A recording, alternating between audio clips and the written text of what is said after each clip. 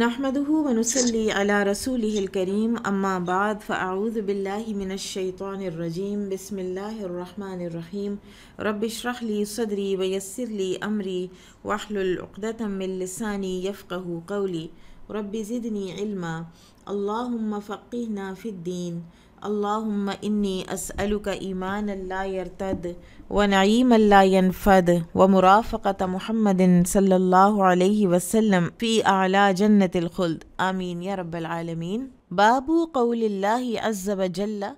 إن الذين يشترون بعهد الله وأيمانهم ثمنا قليلا أولئك لا خلاق لهم في الآخرة ولا يكلمهم الله ولا ينظر إليهم يوم القيامة ولا يزكيهم ولهم عذاب علیم. اللہ سبحانہ وتعالیٰ کا فرمان، جو لوگ اللہ کے عہد اور اپنی قسموں کو معمولی قیمت کے عوض فروخت کر دیتے ہیں ان کے لیے آخرت میں کوئی حصہ نہیں ہوگا،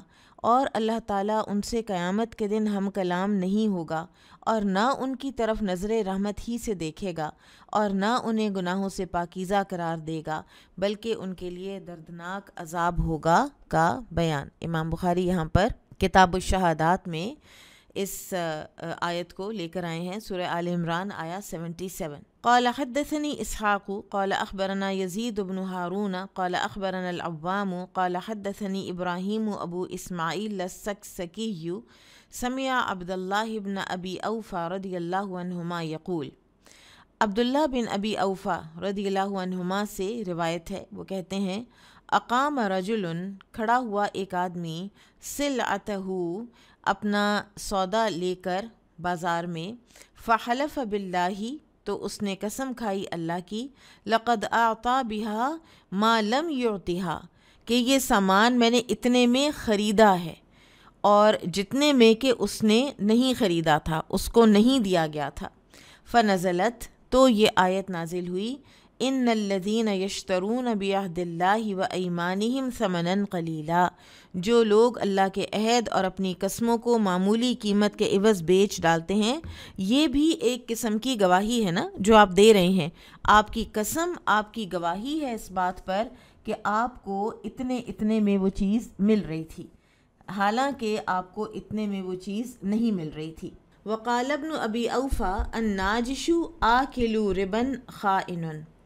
اور ابن ابی اوفا نے کہا کہ ناجش دھوکہ دینے والا،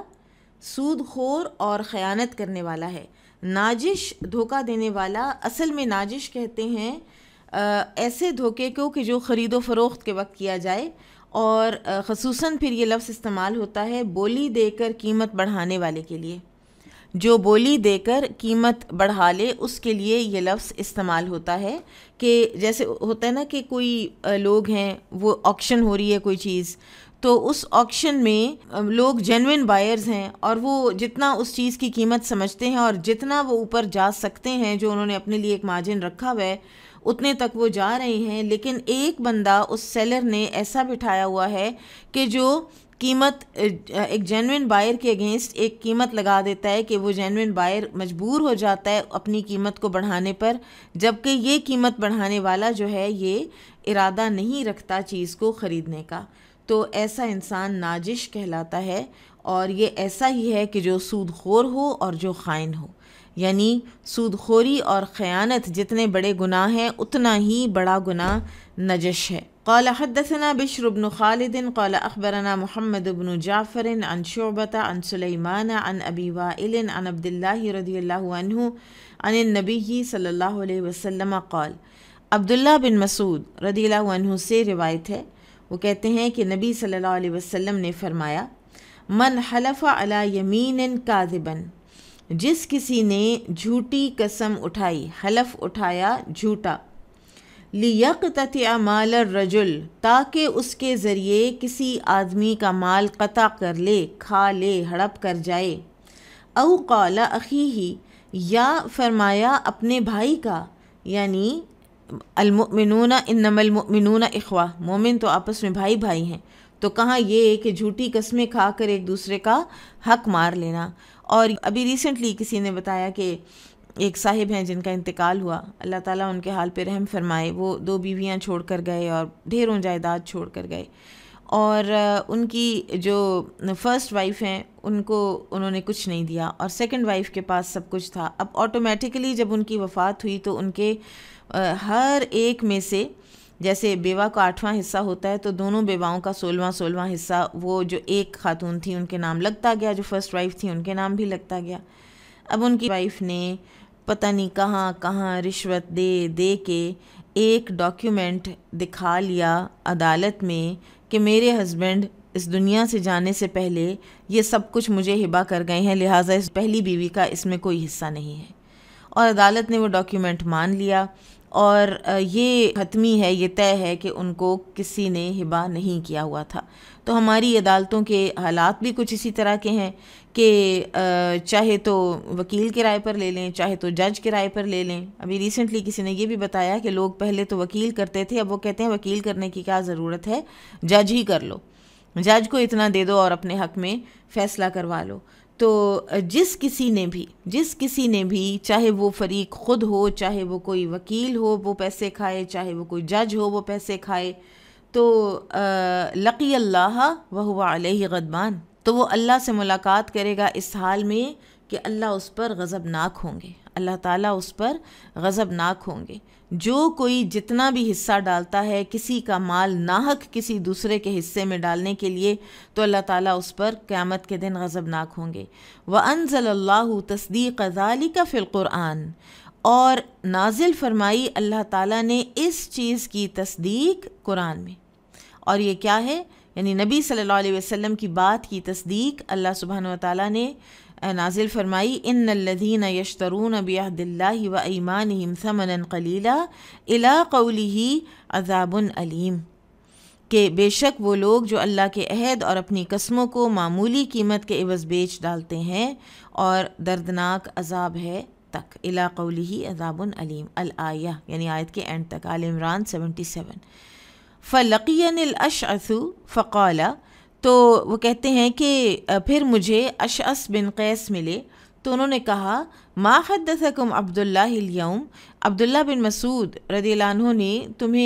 تم لوگوں کو آج کیا حدیث سنائی ہے؟ قلت کذا و کذا، میں نے کہا یہ حدیث سنائی ہے۔ قال فی انزلت، تو انہوں نے کہا یہ میرے بارے میں نازل ہوئی تھی، یہ ہم پیچھے پڑھ آئے ہیں۔ اب اس عنوان کے تحت جو احادیث ہیں ان سے یہ ثابت کیا گیا ہے کہ جھوٹ بولنا تو ہر وقت ہی منع ہے۔ جھوٹ انسان کے لیے اس کے دل کو اندھیرا کر دیتا ہے، جھوٹ انسان کو فاجروں کی صف میں لے جا کھڑا کرتا ہے، اور جھوٹا انسان جو ہے وہ صرف موقع کی مناسبت کے ساتھ اپنے آپ کو اس سچویشن سے نکالنے کے لیے بس جھوٹ بولتا رہتا ہے، اس کے اندر کوئی ڈیپتھ آتی ہی نہیں، اس کی جو عقل اور اس کی میچورٹی کا لیول ہے وہ بہت لو رہتا ہے، اور اس کے برعکس سچا انسان جو ہے اس کے اندر ایک گہرائی ہوتی ہے، اس کے فہم میں، اس کے ادراک میں گہرائی ہوتی ہے، وہ ذہین اور انٹیلیجنٹ ہوتا ہے جو سچا انسان ہوتا ہے۔ تو عام زندگی کے جھوٹ اور سچ کا یہ معاملہ ہے، لیکن جھوٹی قسم کھانا تو اس سے بھی زیادہ بڑا جرم ہے۔ آپ کو یاد ہے نبی صلی اللہ علیہ وسلم کی حدیث ہم نے پڑھی تھی کہ آپ نے فرمایا الا وقول الزور، اور آپ ٹیک لگائے بیٹھے تھے، آپ آگے ہو گئے، اور آپ نے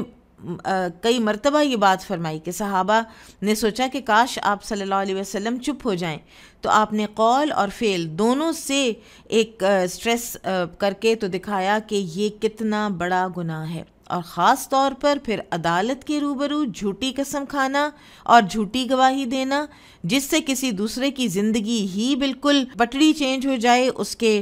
جج کے فیصلے پر اس طرح سے وہ قسمیں اثر انداز ہوں کہ ایک بے گناہ انسان جو ہے اس کا یا مال کھا لیا جائے، یا اس کو عمر قید ہو جائے، یا اس کو کوئی بھی سزا دی جائے۔ تو جو شخص جھوٹی قسم اٹھا کر اپنے حق میں فیصلہ کرا لیتا ہے، ایسا شخص اللہ کے نزدیک ملعون ہے، اور قیامت کے دن وہ اللہ کے عذاب میں گرفتار ہوگا۔ جھوٹی قسم اٹھانے والے کو یہ حقیقت بہت اچھی طرح سے ذہن نشین کر لینی چاہیے۔ اور یہ جو دونوں احادیث ہیں، آیت کریمہ کے نزول کے متعلق دونوں احادیث میں بظاہر اختلاف معلوم ہوتا ہے، لیکن اس کے متعلق دو طرح سے جواب دیا گیا ہے کہ ابن ابی اوفا رضی اللہ عنہ کو اشعث بن قیس رضی اللہ عنہ کے واقعے کی اطلاع نہیں ہو سکی، اس لیے انہوں نے اپنی معلومات بیان کی ہیں، اور دوسرا تطبیق اس طرح سے کی گئی ہے کہ دونوں واقعات بیک وقت رونما ہوئے، اور مذکورہ آیت دونوں واقعات کے بعد نازل ہوئی، اور ایسا ہو سکتا ہے۔ آیت کے الفاظ دونوں کو شامل ہیں، لہٰذا دونوں احادیث میں کوئی مخالفت نہیں ہے۔ کیف یستحلف، قسم کس طرح لی جائے، حلف کس طرح لیا جائے۔ قال تعالی، اللہ سبحانہ وتعالیٰ کا فرمان، یحلفون باللہ، التوبہ 62، وقول اللہ عز وجل ثم جاؤوک یحلفون باللہ ان اردنا الا احسانا وتوفیقا، النساء 62۔ اللہ سبحانہ وتعالیٰ کا یہ فرمان، وہ اللہ کے نام کی قسمیں کھاتے ہیں۔ مزید فرمایا، پھر یہ لوگ تمہارے پاس آ کر قسمیں کھاتے ہیں کہ واللہ ہم نے صرف خیر خواہی اور موافقت کا ارادہ کیا تھا۔ یقالو باللہ وتاللہ وواللہ، وقال النبی صلی اللہ علیہ وسلم ورجل حلف باللہ کاذبا بعد العصر ولا یحلف بغیر اللہ، قسم کے لیے اس طرح کہا جائے، باللہ، تاللہ، واللہ، یہ عربوں کا سٹائل ہے قسموں کا، یہ با، تا اور واو یہاں پر قسمیاں ہیں۔ پھر نبی صلی اللہ علیہ وسلم نے مزید فرمایا، وہ شخص جو عصر کے بعد جھوٹی قسم اٹھائے اور غیر اللہ کی قسم نہ کھائی جائے، غیر اللہ کی قسم کھانا بھی شرک ہے۔ اب اس عنوان کا مقصد یہ ہے کہ قسم اٹھانے میں سخت الفاظ کا استعمال ضروری نہیں۔ جیسے ہم بعض اوقات بہت غصے میں یا بہت جذبات میں آتے ہیں تو ہم بڑی بڑی باتیں کہہ دیتے ہیں، میں فلاں کا مرا ہوا منہ نہ دیکھوں اگر یہ ہو جائے اور وہ ہو جائے۔ یہ بھی قسموں کے کچھ انداز ہیں۔ اتنے اگریسو ہونے کی اور اتنے جذباتی ہونے کی ضرورت نہیں ہوتی، یہی کافی ہے کہ انسان کہے اللہ کی قسم، صرف اللہ کی قسم کافی ہوتی ہے، اور غیر اللہ کی قسم صرف اللہ کھا سکتے ہیں، اور اللہ تعالیٰ نے کھائی ہیں، والطور والنجم والشمس والقمر والتین والزیتون وطور سینین وہذا البلد الامین، تو اس لیے کہ اللہ تعالیٰ کے سوا تو ہر چیز مخلوق ہے۔ قال حدثنا اسماعیل بن عبد اللہ قال حدثنی مالک عن عمہ ابی سہیل بن مالک عن ابیہ انہ سمع طلحة بن عبید اللہ رضی اللہ عنہ یقول جاء رجل الى رسول اللہ صلی اللہ علیہ وسلم۔ طلحہ بن عبید اللہ رضی اللہ عنہ سے روایت ہے،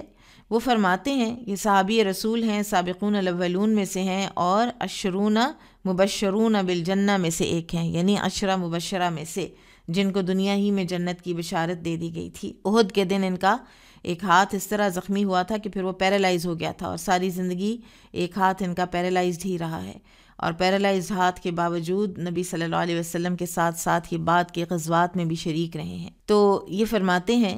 کہ جاء رجل الی رسول اللہ صلی اللہ علیہ وسلم، آیا ایک آدمی رسول اللہ صلی اللہ علیہ وسلم کی خدمت میں، فَإِذَا هُوَ يَسْأَلُهُ عَنِ الْإِسْلَامِ، تو وہ اسلام کے متعلق سوال کرنے لگا، آتے ہی اسلام کے متعلق سوالات کرنے لگا۔ فقال رسول اللہ صلی اللہ علیہ وسلم، تو رسول اللہ صلی اللہ علیہ وسلم نے فرمایا، 5 صلوات، 5 نمازیں ہیں، فی الیوم واللیلۃ، دن اور رات میں۔ فقال، تو اس آدمی نے کہا، هل علی غیرہ، کیا اس کے علاوہ کوئی ہیں نمازیں؟ قال لا، فرمایا نہیں، الا ان تطوع، الا یہ، مگر یہ کہ تم کچھ نوافل ادا کرو، زائد پڑھو تو الگ بات۔ فقال رسول اللہ صلی اللہ علیہ وسلم، پھر آپ صلی اللہ علیہ وسلم نے فرمایا، وصیام شہر رمضان، اور روزے رکھنا رمضان کے مہینے کے۔ فقالا، تو اس نے کہا، هل علی غیرہا، کیا مجھ پر اس کے علاوہ بھی کوئی روزے ہیں؟ قال لا الا ان تطوع، فرمایا نہیں، ہاں اگر یہ کہ تم کچھ نفلی روزے رکھ لیا کرو۔ قال وذکر له رسول اللہ صلی اللہ علیہ وسلم الزکاۃ، پھر رسول اللہ صلی اللہ علیہ وسلم نے اس سے زکوٰۃ کا ذکر کیا۔ قال هل علی غیرہ، اس نے کہا فرض زکوٰۃ کے علاوہ بھی مجھ پر کچھ ہے؟ قال لا الا ان تطوع،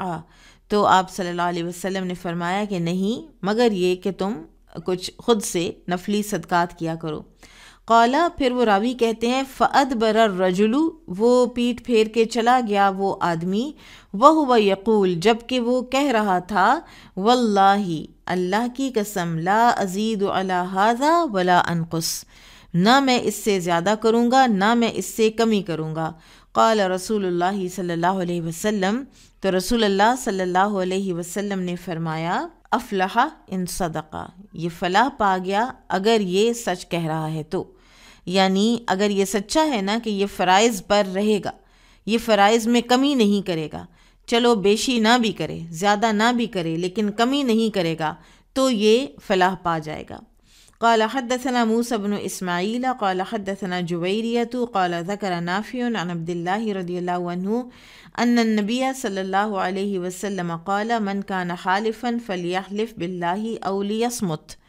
ابن عمر رضی اللہ عنہما سے روایت ہے کہ نبی صلی اللہ علیہ وسلم نے فرمایا جو شخص قسم اٹھائے تو صرف اللہ کے نام کی قسم اٹھائے یا پھر خاموش رہے۔ یہ جو ہے نا میرے سر کی قسم یا بچے کے سر پہ ہاتھ رکھ کے قسم اٹھاؤ، بچے کو مسجد میں لے جاؤ اور بچے کی قسم کھاؤ، ماں باپ کی کھاؤ، یہ سب جو ہیں یہ خرافات ہیں، اس میں نہیں پڑھنا چاہیے۔ اول تو یہ کہ بہت زیادہ قسمیں نہیں کھانی چاہیے، اور اگر کھا لیں تو پھر اللہ کی قسم ہی کھانی چاہیے، کیونکہ احادیث میں بھی باللہ پر یا واللہ پر ہی اکتفا کیا گیا ہے۔ اور یہ جو حدیث یہاں پر آئی بھی ہے تو یہ جو آخر میں لفظ ہے نا واللہ لا ازید علی ھذا ولا انقص، قسم جو امام بخاری نے بتائی ہے کہ اس آدمی نے اللہ کی کھائی، تو اس لیے یہ حدیث یہاں پر آئی ہے۔ اور اللہ کے نام کے سوا کسی دوسری چیز کی قسم اٹھانا نہ صرف ناقابل اعتبار ہے بلکہ گناہ ہے۔ نبی صلی اللہ علیہ وسلم نے فرمایا جس نے اللہ کے سوا کسی اور چیز کی قسم اٹھائی اس نے شرک کیا یا کفر کیا، اس لیے قسم اللہ کے نام کی ہے، ورنہ اس انسان کا خاموش رہنا بہتر ہے۔ یہ ترمذی کی حدیث ہے۔ باب من اقام البینۃ بعد الیمین، جو کوئی قسم کے بعد گواہ پیش کر دے۔ وقال النبی صلی اللہ علیہ وسلم، یہ شروع میں انٹروڈکشن میں بات ہوئی تھی اور اب اس کے بارے میں ڈیٹیل آ رہی ہے۔ وقال النبی صلی اللہ علیہ وسلم لعل بعدکم الحن بحجتہ من بعد، نبی صلی اللہ علیہ وسلم نے فرمایا شاید تم میں سے کوئی دلیل پیش کرنے میں دوسرے سے زیادہ ہوشیار ہو، یعنی وہ بہتر طریقے سے اپنا مقدمہ پیش کر سکتا ہو۔ یعنی لحن ہوتا ہے زبان کی ادائیگی میں قوت کا اظہار، پاور آف کنوکشن زیادہ ہو، چاہے وہ جھوٹا بھی کیوں نہ ہو، اور دوسرے بیچارے اس کی بات کا یقین کر لیں کہ جیسے وہ سچ ہی بول رہا ہے۔ تو لحن القول یہ قرآن میں آتا ہے نا، منافقین کی یہ علامت آئی ہے کہ تم ان کو پہچان لوگے ان کے گفتگو کے انداز سے۔ منافقین کا بھی گفتگو کا انداز یہ ہوتا ہے، بہت چرب زبانی، بہت انٹرسٹنگ کیپٹیویٹنگ گفتگو کریں گے، لیکن ان کے اندر جو ہوگا وہ اس کے بالکل برعکس ہوگا جو ان کا ظاہر شو کر رہا ہے۔ وقال طاووس و ابراہیم و شریح البینۃ العادلہ احق من الیمین الفاجرہ۔ طاووس ابراہیم نخعی اور قاضی شریح بیان کرتے ہیں کہ سچا گواہ جھوٹی قسم کے مقابلے میں زیادہ حقدار ہے کہ اس کا اعتبار کیا جائے۔ جو بعد میں کوئی مدعی گواہ لے کر آ گیا، مدعی آیا، اس نے کہا فلاں نے میری چوری کی ہے، اور اس کو کہا تم گواہ لاؤ، وہ گواہ نہیں لا سکا، مدعا علیہ کو کہا گیا تم قسم اٹھا لو، وہ جھوٹی قسم کھا کے اپنے آپ کو بری قرار دلوا گیا۔ لیٹر آن اس قسم کے بعد مدعی کو گواہ مل گیا اور مدعی گواہ کو لے آیا، اور پھر اس گواہ کا اعتبار کیا جائے گا۔ یہ اس کو نہیں کہا جائے گا کہ اب تو فیصلہ ہو چکا، اب تم جاؤ، یعنی وہ کیس ری اوپن ہوگا اور اس کی بات جو ہے گواہ کی وہ مانی جائے گی۔ قال حدثنا عبد الله بن مسلمة عن مالك عن هشام بن عروة عن أبيه عن زينب عن أم سلمة رضي الله عنها أن رسول الله صلى الله عليه وسلم قال إنكم تختصمون إلي، تم لوگ بے شک میرے پاس مقدمات لاتے ہو، جھگڑے لاتے ہو اپنے۔ وَلَعَلَّ بَعْدَكُمْ أَلْحَنُ بِحُجَّتِهِ مِن بعد، اور ہو سکتا ہے کہ تم میں سے کوئی زیادہ ہوشیار ہو، زیادہ گفتگو میں مضبوط ہو، قوی ہو، دلیل پیش کرنے میں بعض سے، دوسرے سے۔ فمن قضیت لہ بحق اخیہ شیئا، فمن قضیت لہ، تو جس کے لیے میں نے فیصلہ کر دیا، بحق اخیہ، اس کے بھائی کے حق کا کچھ بھی، یعنی میں نے اس کی گفتگو سن کر اس کے حق میں فیصلہ دے دیا اور اصل حق جو اس کے بھائی کا تھا دوسرے فریق کا وہ اس کو دے دیا، بقولہ اس کی باتوں کی وجہ سے، فإنما أقطع له قطعة من النار تو میں اس کو کاٹ کے دے رہا ہوں دراصل جہنم کا، آگ کا ایک ٹکڑا، فلا یأخذها اس کو چاہیے کہ یہ نہ لے، یعنی یہ کام چھوڑ دیں لوگ کہ جھوٹی قسمیں کھا کر اپنے حق میں فیصلے کروا لینا اور اس فانی دنیا کے تھوڑے تھوڑے سے فائدے کو حاصل کرنے کے لیے۔ آپ دیکھیں بعض اوقات ڈائیورسز ہوتی ہیں، ہمارے دین میں کیا حکم ہے؟ اللہ سبحانہ وتعالیٰ نے قرآن میں سورۃ البقرہ میں کیا نازل فرمایا ہے کہ اگر تم نے ان کو طلاق دے دی ہے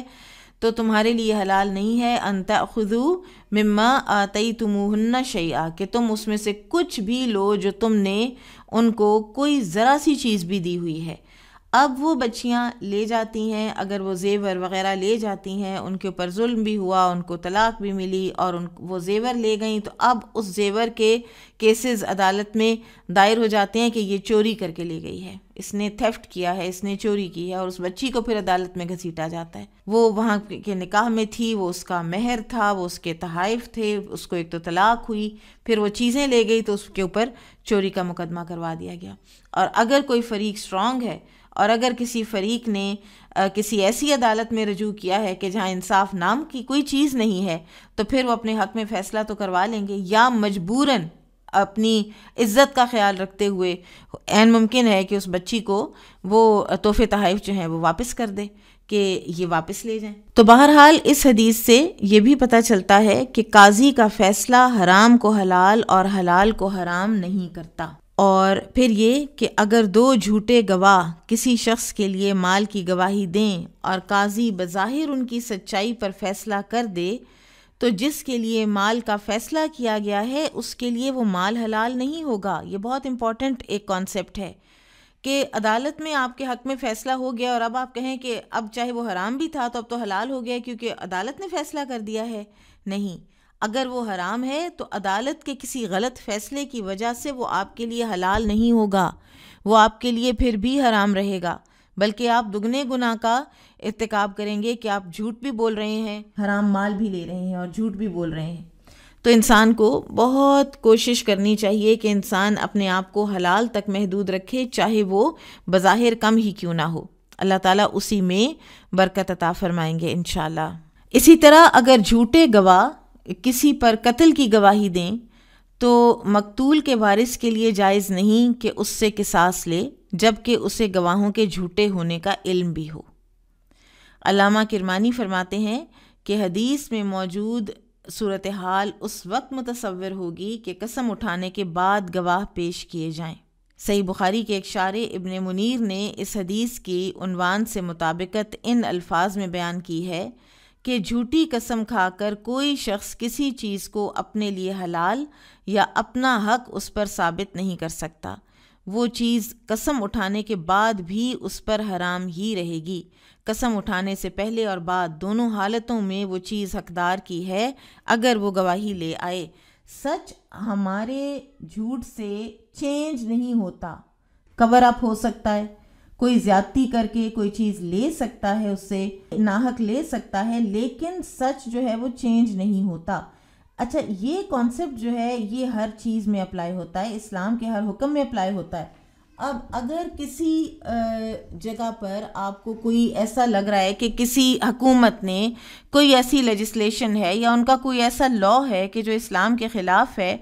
اور بظاہر ایک وقت پر آپ کو اس پر عمل کرنا جو ہے وہ بڑا اٹریکٹیو اور آسان اور اچھا سا لگ رہا ہے،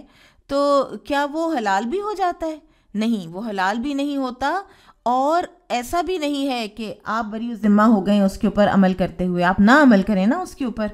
ٹھیک ہے، آپ نہ عمل کریں اس کے اوپر۔ فار ایگزامپل ایک بڑی کامن آج کل جو ایگزامپل چل رہی ہے وہ ہے بغیر محرم کے عمرے پر جانے کی، بغیر محرم کے عمرے پر چلے جانے کی، اور اس میں جو بھی کوئی خواتین چلی جاتی ہیں ایک گروپ میں اور پھر وہ کہتی ہیں کہ ٹھیک ہے پھر وہ ذمہ دار ہے نا، کیوں سعودیوں نے اجازت دے دی ہے،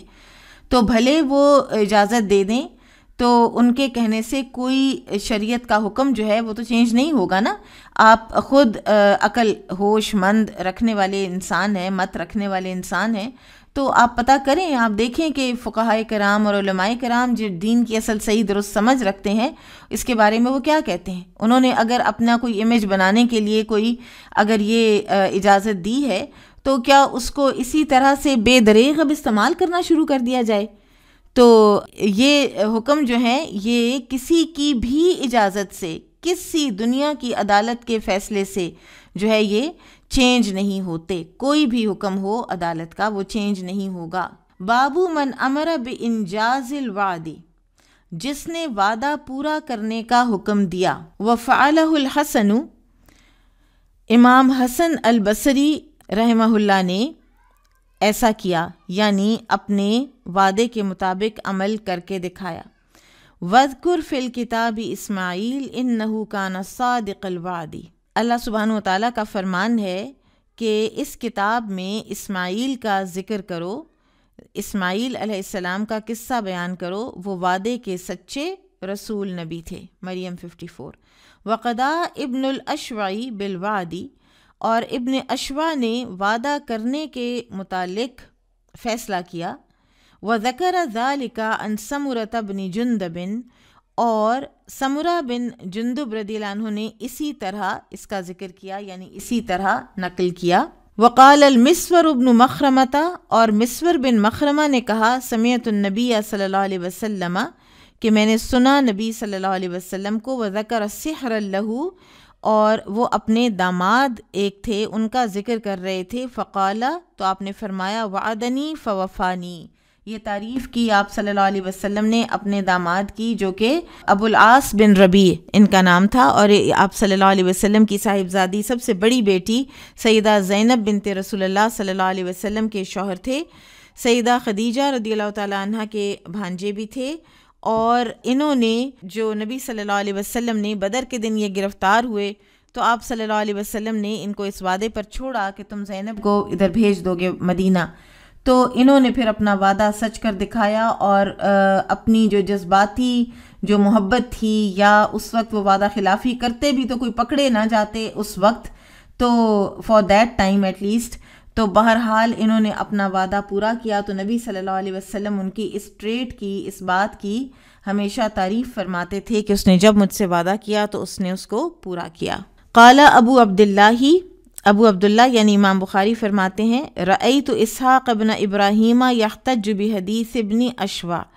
ابو عبداللہ امام بخاری کہتے ہیں میں نے اسحاق بن ابراہیم کو دیکھا، وہ وعدہ پورا کرنے کے وجوب پر ابن اشوع کی حدیث سے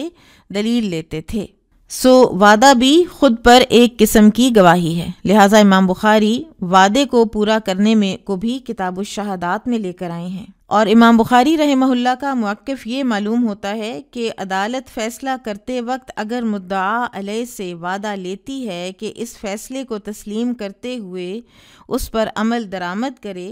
اب وہ عدالت سے باہر جا کر اس کا انکار کر دیتا ہے تو عدالت کو چاہیے کہ وہ قانونی طور پر اس پر عمل درآمد کرائے. اس مقصد کے لیے امام بخاری نے متعدد آثار ذکر کیے ہیں. اس سے عام وعدہ پورا کرنا مراد نہیں ہے. کوئی ایک انسان کسی دوسرے سے ایک وعدہ کرتا ہے میں تمہارے گھر آؤں گا، تو وہ گھر نہیں آیا اور جو انتظار کرنے والا ہے وہ چلا گیا ہے عدالت میں کہ اس نے مجھے وعدہ کیا تھا اور اب اس کے خلاف قانونی کارروائی کی جائے کیونکہ اس نے وعدہ پورا نہیں کیا. بلکہ اس سے مراد عدالتی فیصلے ہیں. عدالتی فیصلے کے مطابق جو وعدہ کیا گیا ہو وہ مراد ہے اس سے. اور اگر کوئی دولت کے بلبوتے پر عدالتی وعدہ پورا نہ کرے اور عدالت کوئی نوٹس نہ لے تو ظاہر ہے کہ پھر قانون تو ایک تماشا ہی بن جائے گا. قال حدثني إبراهيم بن حمزة قال حدثنا إبراهيم بن سعد عن صالح عن ابن شهاب عن عبيد الله بن عبد الله أن عبد الله بن عباس رضي الله عنهما أخبره قال أخبرني أبو سفيان أن هرقل قال له سألتك ماذا يأمركم. ابن عباس رضی اللہ عنہما سے روایت ہے، انہوں نے کہا ابو سفیان رضی اللہ عنہ سے، شاہ روم ہرقل، ابھی ابو سفیان مسلمان نہیں ہوئے تھے، تو جب ہرقل کے پاس نبی صلی اللہ علیہ وسلم کا نامہ مبارک پہنچا تو اس نے پتہ کروایا کہ یہاں پر کوئی وہاں سے قافلہ آیا ہوا ہے، تو ان سے تاکہ میں کچھ پوچھ گاچھ کروں کہ یہ جو خط ہے اس کی کیا اصلیت ہے۔ تو اس نے ابو سفیان سے سوالات پوچھے، اور پھر جب ابو سفیان نے جواب دیے تو پھر ہرقل نے کہا سألتک ماذا یأمرکم، میں نے تم سے پوچھا کہ وہ تمہیں کس چیز کا حکم دیتے ہیں، فزعمت انہ یأمر بالصلاۃ والصدق والعفاف والوفاء بالعہد واداء الامانۃ، تو نے کہا تھا کہ وہ ہمیں نماز، سچائی، پاک دامنی، ایفائے عہد اور امانت کی ادائیگی کا حکم دیتے ہیں۔ وَهَذِهِ صِفَةُ نَبِيٍّ، تو یہی تو نبی کی صفات ہوتی ہیں۔ انبیاء کرام ایسے ہی ہوا کرتے ہیں، انبیاء کرام اسی طرح کے فیصلے کیا کرتے ہیں، یعنی اسی طرح سے وعدے نبھایا کرتے ہیں، وہ وعدہ خلافی نہیں کرتے، وہ جھوٹ نہیں بولتے۔ اور ہرقل جو ہے آپ جانتے ہیں، ہم کتاب الوحی میں اس کے بارے میں پڑھ آئے ہیں کہ یہ سب کچھ جاننے کے باوجود بھی یہ شخص جو ہے یہ مسلمان نہ ہوا، اور اس نے پھر اینڈ تک دشمنی نبھائی نبی صلی اللہ علیہ وسلم کے ساتھ۔ قال حدثنا قتيبة بن سعيد قال حدثنا اسماعیل بن جعفر عن ابی سہیل نافع بن مالک بن ابی عامر عن ابیہ عن ابی ہریرہ رضی اللہ عنہ ان رسول اللہ صلی اللہ علیہ وسلم قال آیۃ المنافق ثلاث،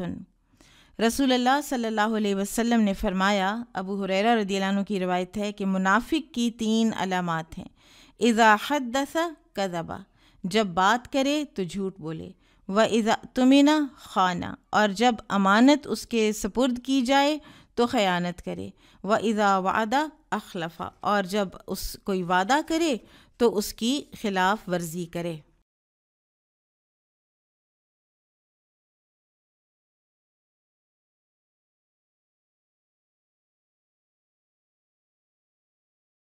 قال حدثنا ابراہیم بن موسیٰ قال اخبرنا ہشام عن ابن جریج قال اخبرنی عمرو بن دینار عن محمد بن علی عن جابر بن عبد اللہ رضی اللہ عنہم قال لما مات النبی صلی اللہ علیہ وسلم، جب وفات ہوئی رسول اللہ صلی اللہ علیہ وسلم کی، جاء ابا بکر مال، تو ابو بکر رضی اللہ عنہ کے پاس مال آیا، من قبل العلاء ابن الحضرمی، علاء بن حضرمی کی طرف سے۔ فقال ابو بکر، تو ابو بکر رضی اللہ عنہ نے کہا، من کان لہ علی النبی صلی اللہ علیہ وسلم دین، یعنی نبی صلی اللہ علیہ وسلم کے ذمے کسی کا بھی اگر کوئی قرض تھا،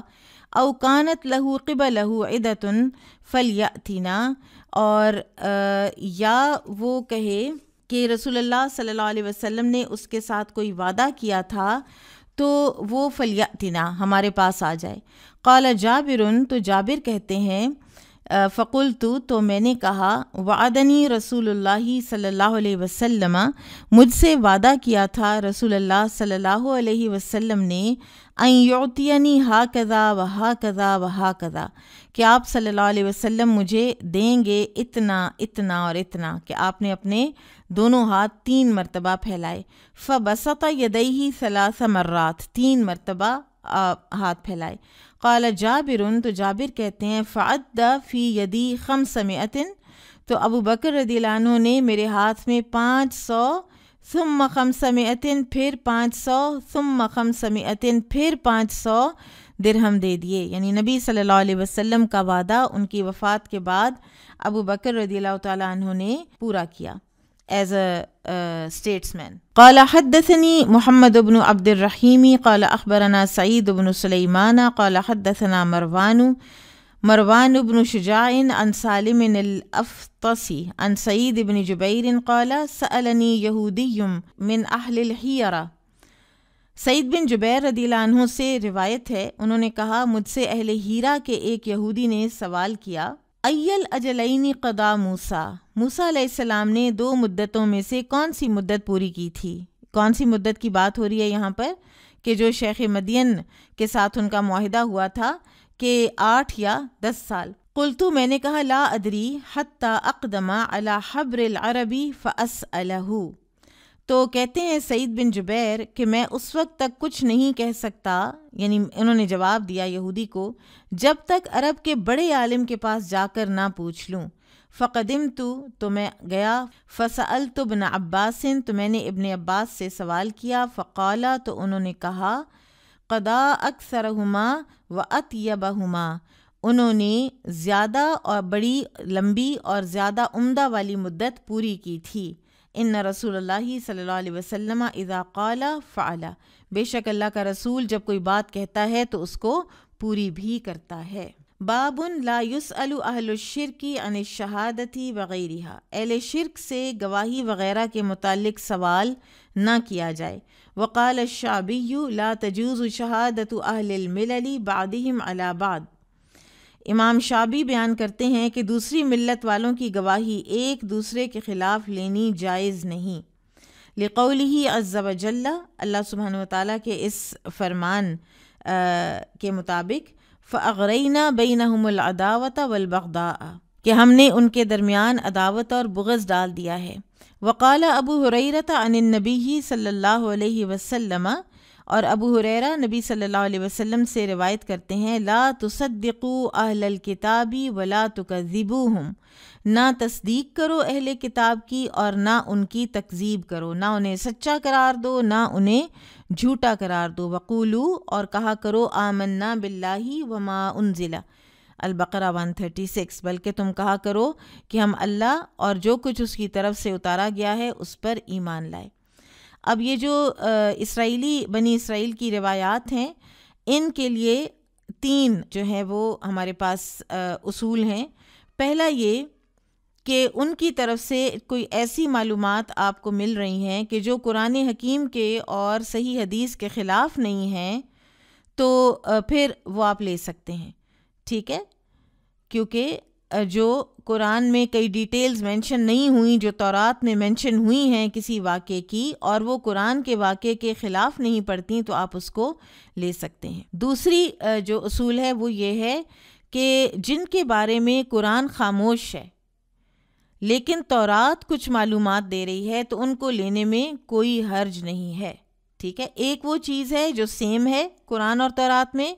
دوسری چیز ہے کہ جس میں قرآن خاموش ہے اور تورات میں موجود ہے لیکن وہ قرآن سے کلیش نہیں کرتا، اسلام کے کسی پرنسپل سے کلیش نہیں کرتا، تو اس کو آپ لے سکتے ہیں۔ اور تیسری وہ چیزیں جو قرآن و حدیث سے، اسلام سے ٹکراتی ہیں، وہ ہم نہیں لیں گے۔ اور ویسے کفار اور مشرکین کی گواہی کے متعلق علماء کا اختلاف ہے۔ جمہور کا مذہب یہ ہے کہ ان کی گواہی رد کر دی جائے گی، اور بہرحال کچھ تابعین کا موقف ہے کہ ان کی گواہی قبول کی جائے گی، لیکن اگر وہ کسی معاملے میں مسلمانوں کے خلاف گواہی دے رہے ہیں تو قبول نہیں ہوگی، اس میں پھر مسلمان کی ہی گواہی لی جائے گی۔ اور اس حدیث سے امام بخاری نے ان لوگوں کا رد کیا ہے جو اہل کتاب کی گواہی کو قبول کرتے ہیں، کیونکہ وہ امام بخاری کا موقف یہ معلوم ہوتا ہے کہ اگر ان کی روایات کو قبول نہیں کرنا تو پھر گواہی کا معاملہ تو اس سے بھی زیادہ نازک ہے۔ بہرحال یہ 3 اصولوں کے ساتھ ان کی گواہی لی بھی جا سکتی ہے، واللہ عالم۔ اس سے آپ دیکھیے کہ کتنا زیادہ اہم ہے کہ انسان کے گرد اہل ایمان رہتے ہوں، انسان مسلمانوں کے درمیان میں رہتا ہو، مسلمان معاشرے میں رہتا ہو، جہاں اس کو مسلمان ہی گواہوں کے طور پر مل جایا کریں۔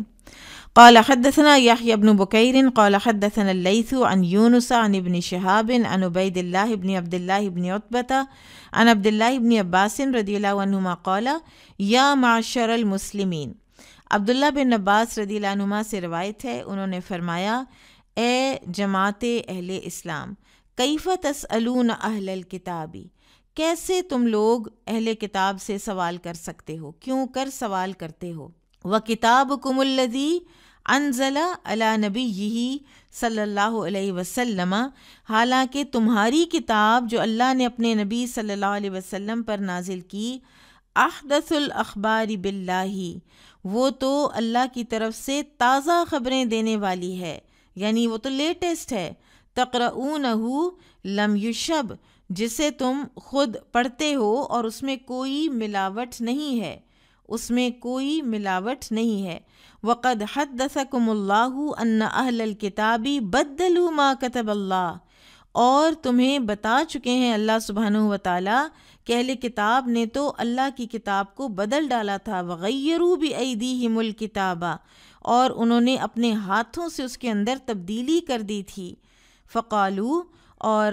پھر انہوں نے کہا ھذا من عند اللہ، تبدیلی کر کے کہتے تھے کہ یہ تو اللہ کی طرف سے ہے، ھذا من عند اللہ لیشتروا بہ ثمنا قلیلا، تاکہ اس کے ذریعے معمولی سا مفاد حاصل کر سکیں۔ افلا ینہاکم ما جاءکم من العلم عن مساءلتہم، کیا وہ علم جو تمہیں اللہ کی طرف سے ملا ہے اس نے تمہیں ان سے سوال کرنے سے منع نہیں کیا؟ ولا واللہ ما رأینا رجلا منہم قط، اور نہیں اللہ کی قسم ہم نے دیکھا کوئی آدمی ان میں سے کبھی بھی، یسألکم عن الذی انزل علیکم، جو تم سے سوال کرتا ہو کہ جو تم پر آیات اتری ہیں ان کے بارے میں۔ تو یہ میرا خیال ہے مسلمانوں کے اندر ہمیشہ سے ایک چیز رہی ہے کہ وہ اپنے ایک اخلاق اور اپنے فرینڈلی ہونے کے اس میں بعض اوقات ڈسرن نہیں کر پاتے کہ کتنا کسی کے قریب ہونا ہے اور کتنا کسی کے ساتھ آپ نے ایک تعلق رکھنا ہے اور کتنے پہ پھر آپ نے رک بھی جانا ہے۔ بہرحال اسلام نے ثقہ عادل گواہ کے لیے جو شرائط رکھی ہیں، ایک غیر مسلم کا ان کے معیار کے مطابق ہونا ممکن نہیں ہے، اس لیے کافر اور مشرک کی گواہی قبول نہیں ہے، اور اسی موقف کو امام بخاری نے ثابت کرنے کے لیے دلائل مہیا کیے ہیں۔ اب یہ الگ بات ہے کہ کوئی حاکم وقت کسی غیر مسلم کی گواہی اس بنا پر قبول کر لے کہ دوسرے قابل اعتماد ذرائع سے اس کی تصدیق ہوتی ہے، جیسا کہ رسول اللہ صلی اللہ علیہ وسلم نے خود 4 یہودیوں کی گواہی پر ایک یہودی مرد اور عورت کو زنا کے جرم میں رجم کیا تھا۔ البتہ جو ضابطہ ہے وہ یہی ہے جو امام بخاری رحمہ اللہ نے بیان کیا ہے کہ کفار اور مشرکین کی گواہی ناقابل قبول ہوتی ہے۔ پھر اسی طرح سے اس حدیث میں اہل کتاب سے سوال کرنے کی ممانعت ہے، اس لیے کہ انہوں نے اللہ کی بھیجی ہوئی کتابوں کو بدلا، تو اس لیے ان کی خبریں قبول نہیں، جس کی خبر قبول نہیں تو اس سے گواہی کیسے لی جا سکتی ہے، اس لیے اہل کتاب کی گواہی غیر مقبول ہوگی۔ بہرحال یہ بہت ہی ایک آئیڈیل اسلامک اسٹیٹ کی اور آئیڈیل جو ایک مسلمان ہے اس معاشرے کی یہ بات ہے۔ یہاں پر تو بعض اوقات آپ دیکھتے ہیں کہ نان مسلم ایک مسلمان سے زیادہ ایماندار، زیادہ سیدھا سادہ اور سمپل ہوتا ہے۔ باب القرأۃ فی المشکلات، مشکل معاملات میں قرآن اندازی کرنا۔ وقولہ عز وجل، اللہ سبحانہ و تعالیٰ کا فرمان، اذ یلقون اقلامہم ایہم یکفل مریم، جب وہ قرآن اندازی کے لیے اپنے قلم ڈالنے لگے کہ کون مریم کی کفالت کرے گا۔ وقال ابن عباس اقترعوا فجرت الاقلام مع الجریۃ وعال قلم زکریا الجریۃ فکفلها زکریا۔ ابن عباس رضی اللہ عنہما نے فرمایا، جب سب لوگوں نے اپنے اپنے قلم دریائے اردن میں پھینکے تو تمام قلم پانی کے بہاؤ میں بہہ نکلے، لیکن زکریا علیہ السلام کا قلم اس بہاؤ میں اوپر تیرنے لگا۔ اس بنا پر زکریا علیہ السلام نے مریم علیہ السلام کی تربیت و پرورش اپنے ذمے لی۔ وقولہ فساہما، قرآن مجید میں ساہما کے معنی اقرأ، قرآن اندازی کے ہیں۔ فکان من المدحدین من المسہومین، فکان من المدحدین، یہ جو یونس علیہ السلام کے بارے میں آیا ہے اس کے معنی بھی یہ ہیں کہ قرآن میں ان کا نام نکل آیا تھا کہ ان کو بحری جہاز سے سمندر میں پھینک دیا جائے۔ وقال ابو ہریرہ عرض النبی صلی اللہ علیہ وسلم علی قوم الیمین فاسرعوا، ابو ہریرہ رضی اللہ عنہ کہتے ہیں کہ نبی صلی اللہ علیہ وسلم نے کسی قوم پر قسم پیش کی، یعنی قسم اٹھانے کا کہا تو وہ جلدی کرنے لگے۔ فامر ان یسہم بینہم فی الیمین ایہم یحلف، تو سارے لوگ جلدی کرنے لگے قسم اٹھانے میں۔ تب آپ صلی اللہ علیہ وسلم نے ان کے درمیان قرآن اندازی کرنے کا حکم دیا کہ جس کے نام قرآن نکلے گا وہی قسم اٹھائے۔ قال حدثنا عمر بن حفص بن غیاث قال حدثنا ابی قال حدثنا الاعمش قال حدثني الشعبي أنه سمع النعمان بن بشير رضي الله عنهما يقول قال النبي صلی اللہ علیہ وسلم، نعمان بن بشیر رضی اللہ تعالیٰ عنہ فرماتے ہیں کہ نبی صلی اللہ علیہ وسلم نے فرمایا، قال النبی صلی اللہ علیہ وسلم مثل المدہنی فی حدود اللہ کی حدود کے متعلق سستی کرنے والا، فلیکسیبل ہونے والا، خاموشی اختیار کرنے والا، والواقع فیہا اور ان حدود میں واقع ہونے والا یعنی ان میں پڑ جانے والا، مثل قوم اس کی مثال اس قوم جیسی ہے، استہموا سفینتن جنہوں نے قرآن اندازی کی کسی کشتی کے معاملے میں، فصار بعضهم فی اسفلھا تو کچھ اس میں سے کشتی کے نیچے چلے گئے، وصار بعضهم فی اعلیھا اور کچھ جو ہیں وہ اس کے بالائی حصے پر چلے گئے، یعنی کچھ قرآن اندازی کہ تم کون سی برتھ میں بیٹھو گے، تم کون سے فلور پہ بیٹھو گے۔ فکان الذین فی اسفلھا تو وہ جو نیچے والے فلور پہ تھے، یمرون بالماء وہ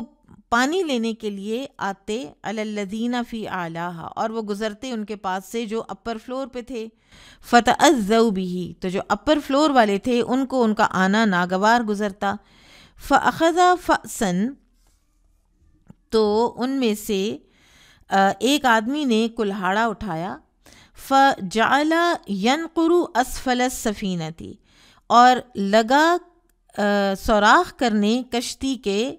نچلے فرش میں، فأتوہ تو لوگ اس کے پاس آئے، فقالوا اور انہوں نے کہا ما لکا کیا ہے تمہیں، قالا اس نے کہا تأذیتم بی تم لوگوں کو میرے آنے کی وجہ سے تکلیف ہوتی تھی، ولا بد لی من الماء اور میرا تو گزارا نہیں ہے پانی کے بغیر، فإن اخذوا علی یدیہ انجوہ ونجوا انفسہم تو اب اگر لوگ اس کا ہاتھ پکڑ لیتے ہیں تو اسے بھی بچا لیں گے اور اپنے آپ کو بھی بچا لیں گے، وإن ترکوہ اور اگر وہ اس کو چھوڑ دیں گے، اہلکوہ تو سارے ہلاک ہوں گے، وَأَهْلَكُوا أَنفُسَهُمْ اس کو بھی ہلاک کریں گے اور اپنے آپ کو بھی ہلاک کریں گے۔ ٹھیک ہے، یہ میری مرضی کے نقصانات، اور اس حدیث میں ہمیں ماحول کی اصلاح کی اہمیت کا بھی پتہ چلتا ہے کہ ماحول ایک بہت ہی افیکٹو چیز ہے، اور ارد گرد کے لوگ اگر اس کو نہیں بچائیں گے، اگر سب کے سب ایک برائی کو کہ ایک بندہ کر رہا ہے تو سب کہیں کہ اچھا ٹھیک ہے وہی کر رہا ہے نا، لیکن وہ پھر سب ڈوبتے ہیں، اس کشتی کے سارے ڈوبیں گے چاہے سوراخ ایک ہی بندے نے کیوں نہ کیا ہو۔ اس سے امر بالمعروف و نہی عن المنکر کی اہمیت بھی ہمیں پتہ چلتی ہے، اور بیسکلی یہ حدیث یہاں پر قرآن اندازی کے لیے امام بخاری لے کر آئے ہیں۔ قال حدثنا ابو الیمانی قال اخبرنا شعیب عن الزہری قال حدثنی خارجۃ بن زید الانصاری ان ام العلاء امرأة من نسائهم قد بایعت النبی صلی اللہ علیہ وسلم اخبرتہ، ام علا انصاریہ ان عورتوں میں سے ہیں جنہوں نے نبی صلی اللہ علیہ وسلم کی بیعت کی تھی، انہوں نے خبر دی، راوی کہتے ہیں انہوں نے خبر دی، ان عثمان بن مظعون کہ عثمان بن مظعون طار له سہمہ فی السکنہ حین اقترات الانصار سکن المہاجرین کہ قرآن اندازی میں انصار نے جب کی کہ کون سا مہاجر کس کے گھر میں رہے گا، تو عثمان بن مظعون کا قرا ہمارے نام نکلا۔ قالت ام العلاء تو ام العلاء کہتی ہیں فسکن عندنا عثمان بن مظعون تو ہمارے ہاں رہے، ہمارے ہاں ٹھہرے عثمان بن مظعون، فاشتکا فمرضناہ وہ بیمار ہو گئے اور ہم نے ان کی خوب تیمارداری کی، حتیٰ اذا توفی یہاں تک کہ وہ وفات پا گئے، وجعلناہ فی ثیابہ تو ہم نے انہیں کفن دیا، دخل علینا رسول اللہ صلی اللہ علیہ وسلم ہمارے پاس تشریف لائے رسول اللہ صلی اللہ علیہ وسلم، فقلت تو میں نے کہا رحمت اللہ علیک ابا الصائب اللہ کی رحمت ہو آپ پر اے ابو صائب، فشہادتی علیک لقد اکرمک اللہ میں گواہی دیتی ہوں تیرے بارے میں کہ اللہ نے ضرور تجھے اکرام دیا، عزت دی۔ فقال علی النبی صلی اللہ علیہ وسلم تو نبی صلی اللہ علیہ وسلم نے مجھ سے فرمایا وما یدریکی ان اللہ اکرمہ تمہیں کیسے پتہ چلا کہ اللہ تعالیٰ نے اسے عزت دے دی یا عزت و اکرام دے گا؟ فقلت، تو میں نے کہا، لا ادری بأبی انت و امی یا رسول اللہ، تو میں نے عرض کیا اللہ کے رسول، میرے ماں باپ آپ پر فدا ہوں، واقعی مجھے علم نہیں ہے۔ فقال رسول اللہ صلی اللہ علیہ وسلم، تو رسول اللہ صلی اللہ علیہ وسلم نے فرمایا، اما عثمان فقد جاءہ واللہ الیقین، کہ جہاں تک عثمان بن مظعون کی بات ہے تو ان کو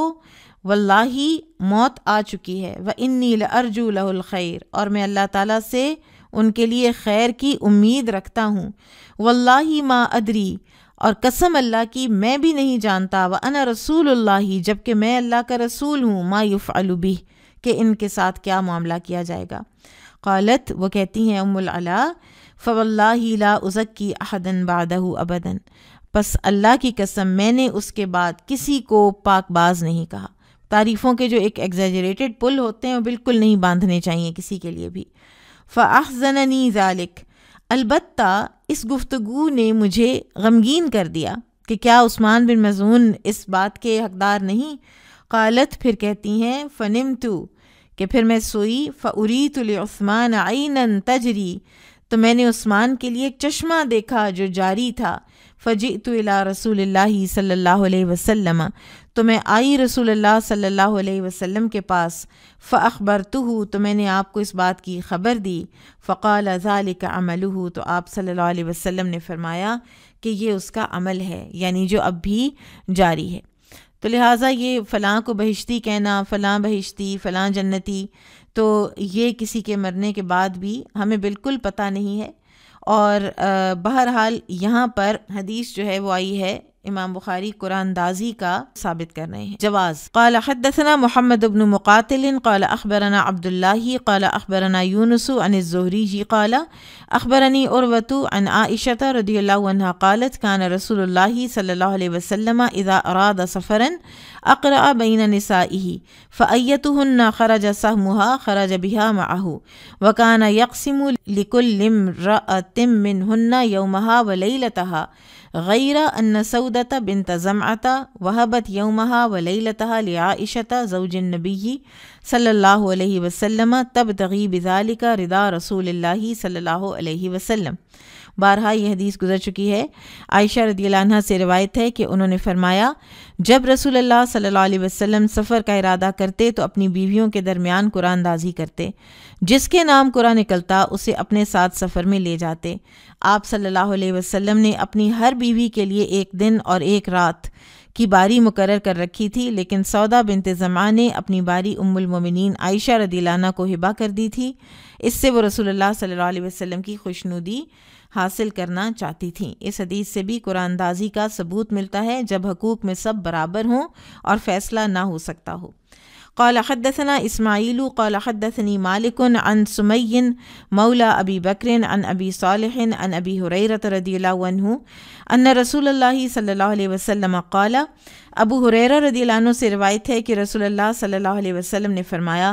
لو یعلم الناس ما فی النداء والصف الاول، اگر لوگوں کو علم ہو جائے کہ اذان دینے اور صف اول میں کھڑے ہونے کا کیا ثواب ہے، ثم لم یجدوا، اور پھر وہ نہ پائیں آنے کا کوئی طریقہ، الا ان یستہموا علیہ لستہموا، کہ وہ قرآن اندازی کریں تو پھر وہ قرآن اندازی کریں گے، کہ اتنے ہو جائیں گے کہ سب کو صف اول میں جگہ نہیں ملے گی اور سب ایکولی کیونکہ حقدار ہوں گے تو ان کو پھر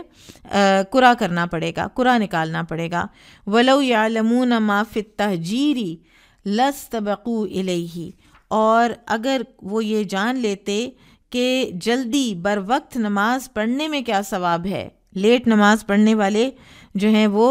بر وقت آج مطلع ہو جائیں کہ جو بھی ہم کام کر رہے ہوں درمیان میں سے اٹھ کر نماز پڑھ کے اور پھر دوبارہ بیٹھ جانا چاہیے، بجائے اس کے کہ ایک ہیبٹ اور روٹین کے تحت ہم بعض نمازیں اور خصوصاً ظہر کی نماز کو لیٹ کرتے چلے جاتے ہیں۔ تو لوگوں کو اگر پتہ چل جائے کہ جلدی بر وقت نماز پڑھنے میں کتنا ثواب ہے، لستبقوا الیہ، تو وہ ایک دوسرے سے سبقت کرنے لگیں۔ وَلَوْ يَعْلَمُونَ مَا فِي الْعَتَمَةِ وَالصُّبْحِ لَأَتَوْهُمَا وَلَوْ هَبْوًا، اور اگر انہیں معلوم ہو جائے کہ عشاء اور فجر کی نماز میں کیا ثواب ہے